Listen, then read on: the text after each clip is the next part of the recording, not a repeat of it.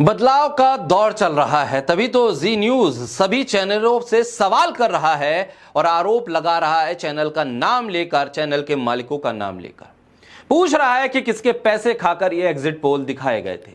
सभी चैनल के मालिकों के नाम लेकर सवाल पूछे जा रहे हैं। अमित शाह के लड़के जय शाह तक के नाम को नहीं छोड़ा। निवेशकों के जो पैसे शेयर मार्केट में डूब गए, उसका जिम्मेदार कौन है, ये सवाल जी न्यूज पूछ रहा है। जी न्यूज अपने साथी चैनलों की पोल खोल रहा है। ये बदलाव की बयार है क्या?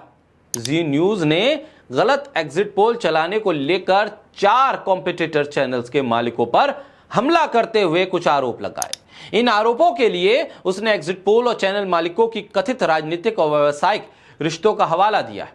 शो में चैनल ने यह आरोप लगाने से पहले शेयर मार्केट में लाखों करोड़ों रुपए डूबने को लेकर एक रिपोर्ट दिखाई और आखिर में 6 सवाल पूछे। एग्जिट पोल एजेंसी और शेयर बाजार में साठगांठ है क्या? दूसरा सवाल, जनता के 25 लाख करोड़ रुपए डूबे, जिम्मेदार कौन? तीसरा सवाल पूछा जी न्यूज ने कि शेयर मार्केट के रैकेट का हिस्सा बन गए हैं क्या न्यूज चैनल? जनता का डूबा पैसा क्या भरेगी एग्जिट पोल की एजेंसियां?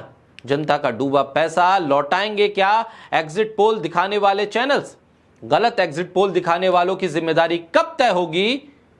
गौर कीजिए कि जी न्यूज ने बीते दिन लोकसभा चुनाव परिणाम का रुझान स्पष्ट करने के बाद ये सवाल पूछे थे। जब नतीजे साफ हो गए तब ये सवाल जी न्यूज ने पूछे। अब तक तो जी न्यूज भी उसी लाइन पे चल रहा था, नफरत का एजेंडा, हिंदू मुसलमान, बीजेपी और मोदी की ब्रांडिंग। इसके अलावा तो वो विपक्ष को पूछता नहीं था। और फिर चाहे अमन चोपड़ा हो, सुधीर चौधरी हो या फिर कोई और नफरती एंकर हो, वहीं से तो शुरुआत करके अलग अलग चैनल्स में पहुंचे नफरत फैलाने के लिए। लेकिन ये क्या बदलाव है? जी न्यूज की तरफ से खासतौर पर 4 चैनल्स के मालिकों से सवाल पूछे गए। इसमें India TV, India today group, ABP और न्यूज 24 शामिल है। इन सभी चैनल्स के से सवाल था कि इन्होंने किस आधार पर एनडीए को 400 पार या 350 के नंबर दिए और किस आधार पर इन्होंने इंडिया गठबंधन को 200 से कम दिखाया। लेकिन चैनल्स सिर्फ यही नहीं रुका।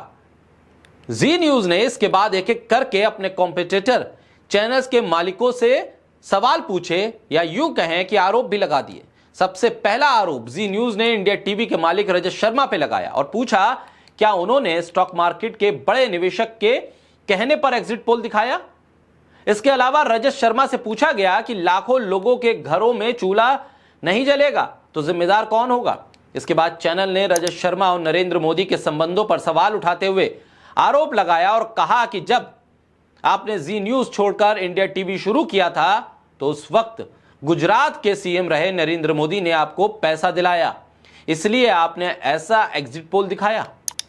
चैनल ने इसके बाद रजत शर्मा पर एक और आरोप लगाया जिसमें कहा कि ऐसा सुना गया है कि कुछ साल पहले प्रधानमंत्री मोदी आपसे नाराज हो गए थे और तब अरुण जेटली के कहने पर मुंबई के एक बिजनेसमैन ने आपकी पीएम मोदी से सुलह करवाई थी। यही नहीं, न्यूज 24 की अनुराधा प्रसाद पर आरोप लगाया जी न्यूज ने। जी न्यूज ने न्यूज 24 की मालिक अनुराधा प्रसाद से सवाल पूछते हुए आरोप लगाया, कहा कि क्या उन्होंने अपने पति राजीव शुक्ला के कहने पर यह एग्जिट पोल चलाया। जी न्यूज ने इसके बाद आरोप लगाया कि राजीव शुक्ला बीसीसीआई के अध्यक्ष हैं और गृह मंत्री अमित शाह के बेटे जय शाह सचिव हैं, तो क्या बीसीसीआई वाली दोस्ती के दबाव की वजह से एग्जिट पोल दिखाया गया, जो कि गलत था। जी न्यूज ने आगे एबीपी न्यूज पर भी सवाल दागे और उसके मालिक अतिदेव सरकार से सवाल पूछे और कहा कि कुछ दिन पहले संस्थान में एक संपादक को रखा गया था जिन्हें आपने निकाल दिया था, क्या उनकी सलाह पर एग्जिट पोल चलाया गया। जी न्यूज ने आगे कहा कि आपको विज्ञापन देने वालों की को सिस्टम से विज्ञापन देने को मना किया गया था, तो क्या उन विज्ञापन देने वालों को वापस लाने के लिए आपने ऐसा किया।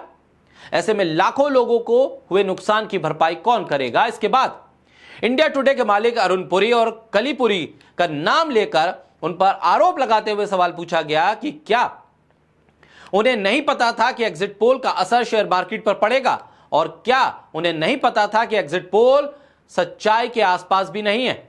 ऐसे में यह एक बड़ा बदलाव कहा जा सकता है, लेकिन यह क्या अपनी व्यूअरशिप को बचाने के लिए, अपने बाजार को बचाने के लिए होने वाला बदलाव है, या सही में पत्रकारिता के एक नए स्वरूप को हम आने वाले दिनों में देख पाएंगे?